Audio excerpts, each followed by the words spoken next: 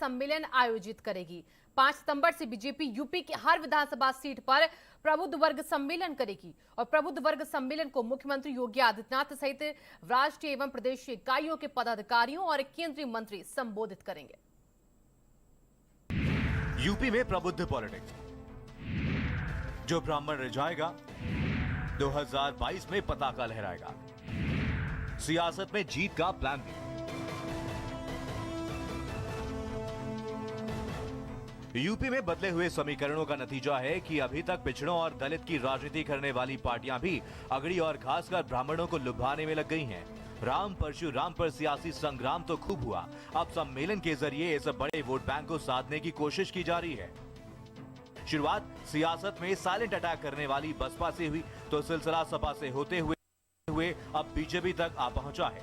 ब्राह्मणों की हितैषी होने का दावा करने वाली बीजेपी के प्रबुद्ध वर्ग सम्मेलन की शुरुआत 5 सितंबर से होगी और 20 सितंबर तक प्रदेश की सभी विधानसभा क्षेत्रों में सम्मेलन होता दिखेगा।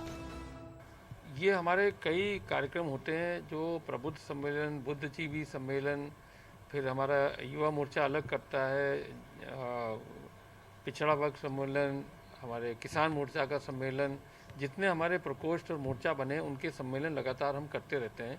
बुद्धिजीवी का भी एक हमारा प्रकोष्ठ है, मोर्चा है, उसके माध्यम से जनपद के अंदर सबसे संपर्क करके जो रिटायर्ड बुद्धिजीवी हैं, जो इंजीनियर हैं, डॉक्टर हैं, इस तरह के पढ़े लिखे समाज के लोग हैं, उनके साथ सम्मेलन करके उनसे भी हम लोग बात करेंगे। ये तो आज हमारे चुनाव का एक प्रक्रिया भी है। प्रबुद्ध वर्ग सम्मेलन के जरिए बीजेपी शिक्षक, प्रोफेसर, इंजीनियर, डॉक्टर, साहित्यकार जैसे समाज के प्रबुद्ध वर्ग जनों से संवाद करेगी।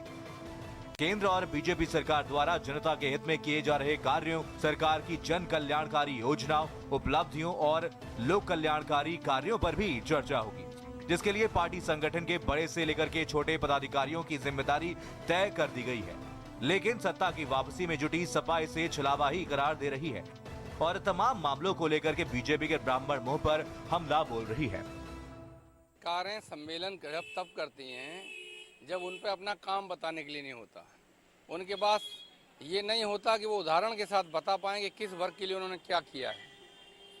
सम्मेलन तो विपक्ष के लोग करते हैं, जिसमें लोगों को जागरूक करते हैं, अपनी बात करते हैं। तो चलिए, मुझे खुशी है कि भारतीय जनता पार्टी को 5 साल की सरकार चलाने के बावजूद ऐसा महसूस हो रहा है जैसे वो विपक्ष में रहे, उन्होंने किसी का काम नहीं किया।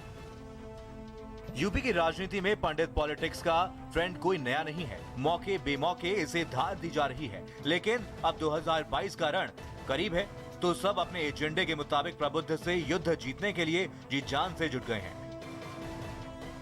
प्लान केवल सम्मेलन और जुबानी जंग तक ही नहीं है, बल्कि इस बड़े वोट बैंक की गोलबंदी के लिए हर जतन करने का है, फिर चाहे बसपा हो, सपा हो या सत्ता में काबिज बीजेपी। ब्यूरो रिपोर्ट, भारत समाचार।